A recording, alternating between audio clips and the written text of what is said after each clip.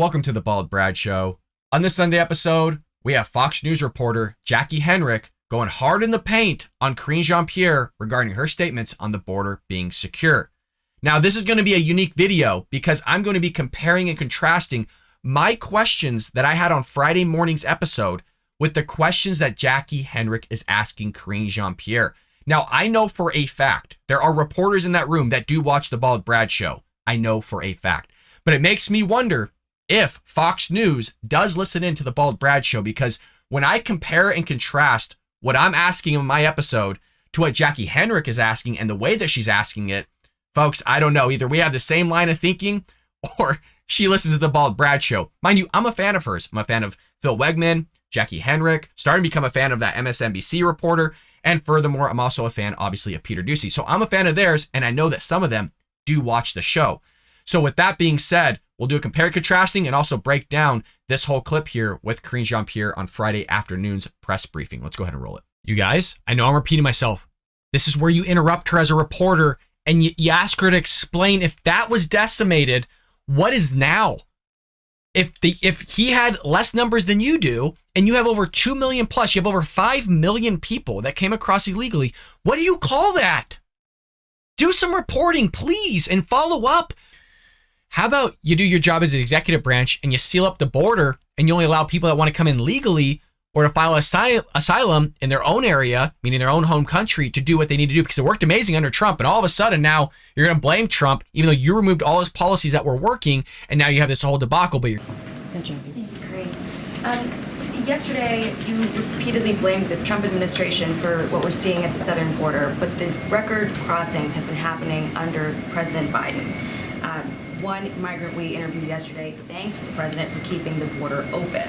So I just want to confirm the way that this administration sees it, ending Remain in Mexico or Title 42 had nothing to do with the surge that we're seeing. So let me just step back for a second and lay out what we have done under this administration. 23,000 agents and officers, more than 1,200 additional support personnel working to secure our nation's borders. That's more than what was happening in the last administration.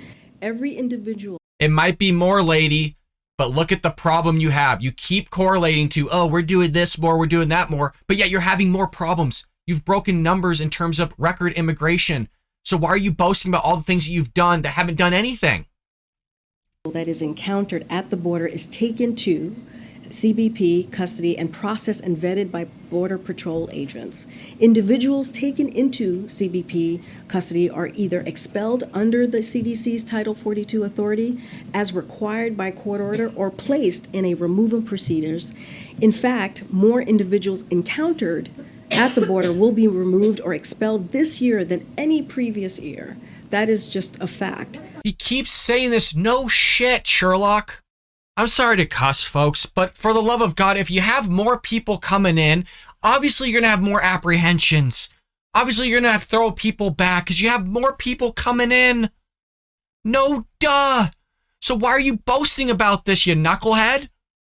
It doesn't look good. Oh, we're going to have more people to send back. Yeah, you're also allowing more people in too.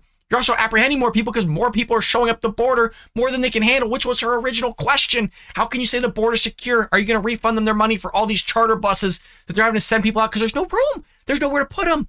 The record crossing number, I mean, you're reading off, expulsions and things like that because all these people are coming over. Yes, and they're also... Thank you, Jacqui. We said the same thing on Friday morning's episode, and she's following up here, doing a fabulous job. Again, I'm a fan of Peter Doocy, Phil Wegman, Jacqui Heinrich, and also starting to become a little bit of a fan of MSNBC reporting that's taking place in the room as well. So just because I go hard on them, I am fans of all these people. And I know, again, for a fact that some of them do listen to this show, regardless of how many subscribers we have and viewers. I'm a fan of them because they do a good job in reporting, and I understand there's rules. I understand there's ways you have to ask these questions and you want to be professional. I fully understand it. I'm just an average American here trying to get questions answered as well. And they're doing it, folks. She did a fabulous job hitting her back right upside the head here regarding this whole thing of blaming Trump. Although you have record inflation, if it was a debacle under Trump, what is it now? Let's see her response. Being encountered. Individuals encountered are also being removed or expelled. in this year, removed more in this year than any previous year. Why would the president turn down a DHS plan then to move migrants to the northern border to relieve some of the crowding at the southern border? I was just asked about this question. That's been already asked and answered. I literally just answered that question. I didn't understand what your answer was. Did he turn down a plan or? When this is over, you can look at the transcript and take a look. So you won't clarify? I literally, Jackie, I just answered that question. So do you? I want to pause it here. What the hell?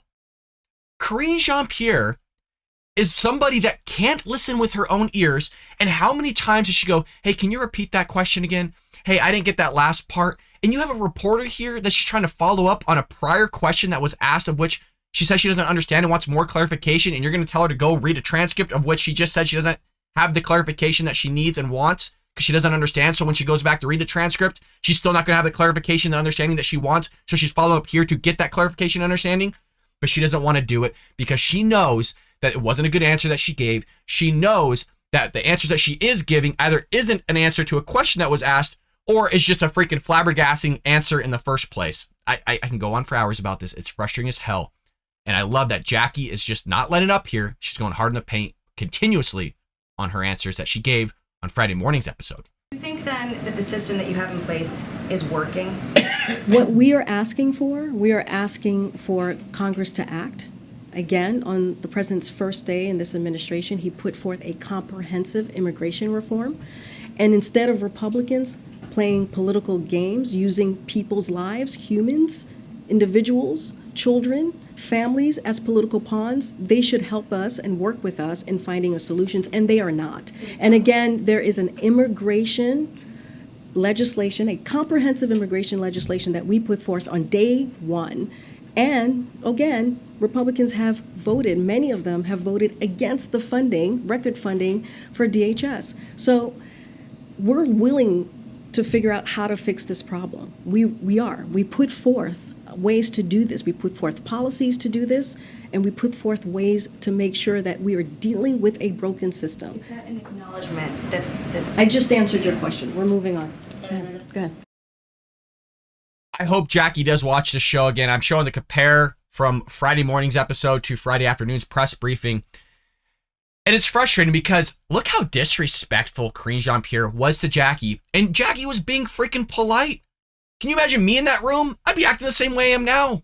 I wouldn't be that polite. And I understand, again, it's her job. She has to be professional. I fully understand it. But it just goes to show you no respect coming from the White House to Fox News.